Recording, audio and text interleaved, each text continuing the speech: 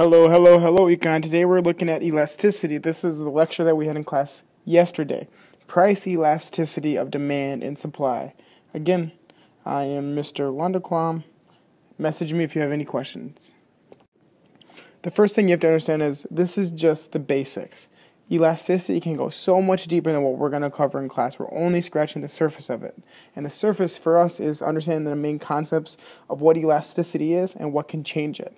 We will not be getting into the mathematical equations that are needed to understand the full concept of elasticity. I'll save that for the college professors. The first thing that we need to look at is what is elasticity? When you hear the word elastic, I think like of my underwear band that stretches to fit my rear end. Okay, well, elasticity, and this is a textbook definition, is a measure of which the degree to which the quantity demanded or supplied of a good or service changes in response to a change in price. Oofda. That's a pretty hefty definition. Let me shorten it up for you a little bit. Elasticity is the measure to what demand or supply changes basis off of a change in price. Again, elasticity is the measure of how much demand or supply changes based off a change in price. When we look at elasticity, we can look at elasticity of demand and its price elasticity. So we're looking at why or how price changes, but we can look at demand versus supply. Again, we always have to remember that demand deals with the consumers, supply deals with the producers. Okay, always keep that in mind. Demand, consumers, supply, producers. When we look at price elasticity of demand versus supply, that's what we're going to look at. Some products are very elastic, which means their demand or their price, or the supply changes a lot with their price change. Some products are inelastic, which means it changes very little. I'm going to give you a second. I want you to think. What is a product that you use that you would buy less of because the price goes up? And then likewise, what is a product that you would continue to buy even though it had a price increase? And then see what is the difference between the two products. Okay, the question was talking about demand and elasticity of demand, and I was asking you to look at a product that changes for you. One that changes a lot, which is elastic, one that doesn't change a lot, that is inelastic. For me, the two products that I thought of is the first one is toothpaste. No matter what, I'm not going to fit it. No matter what, I'm always going to buy toothpaste because I do not want to have stinky breath. I'm very self-conscious. I want to have clean teeth. If the price of toothpaste goes up, I'm going to continue to buy it, and I think most people are going to be that way. Therefore, toothpaste is inelastic. Okay, it does not change a lot. It does not stretch a lot, right? Think of it. Elasticity is how much it stretches. Toothpaste does not stretch a lot. Therefore, it is inelastic. So what are some of the products that you thought of that don't change a lot? The other product that I thought of that changes a lot for me, that I do not buy if the price would go up, or I would not buy if the price would go up, is Subway. If the price of Subway subs starts to increase or go up, I'm going to buy less. I'm going to buy less and less because I do not want to pay more for Subway. It's not a need for me. It's not a necessity. I'm going to buy something else. I'm going to make my own food, buy somewhere else, go to a different store or restaurant. So start to think, what are the difference between those products?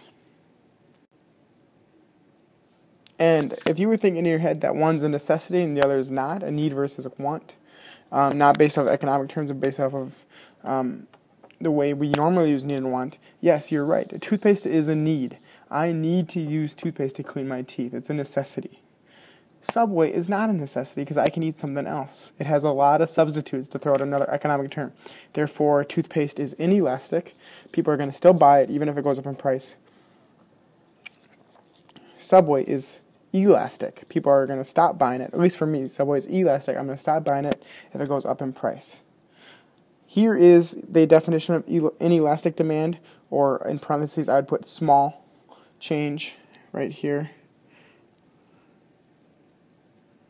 And elastic demand, a big change, right, in demand. And there is also some examples. So here you can see my example of toothpaste, gas, food, soap, medicine.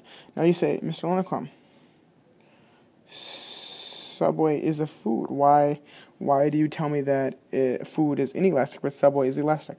Well, Subway is a want. Okay, food is a necessity to live. Subway is not a necessity to that. You can get other types of food. But as you look up here, inelastic demand are necessity items that no matter the price, consumers are going to buy them. Elastic demand is luxury items, items that can easily have substitutes or people can buy other things.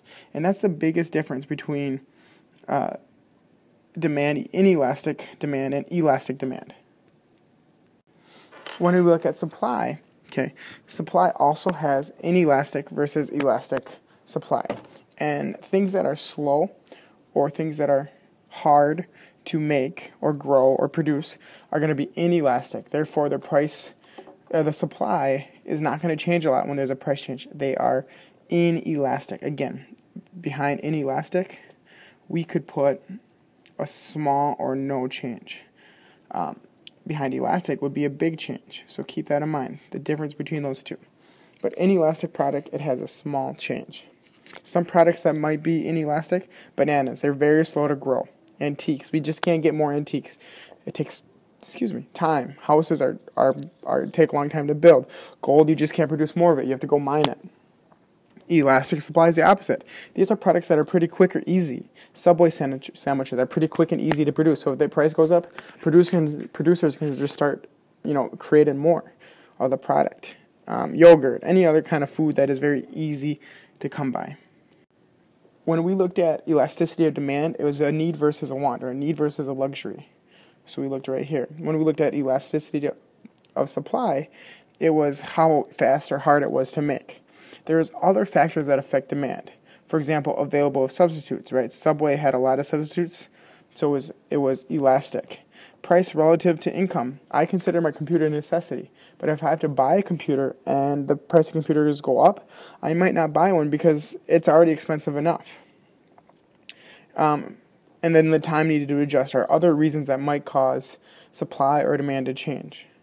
Factors affecting elasticity of supply may be the availability of inputs, mobility of the inputs, where are they coming from, what kind of storage do we have on the inputs. So it's not just need versus want for demand, and it's not just how hard or fast it is to make for supply. There's other factors.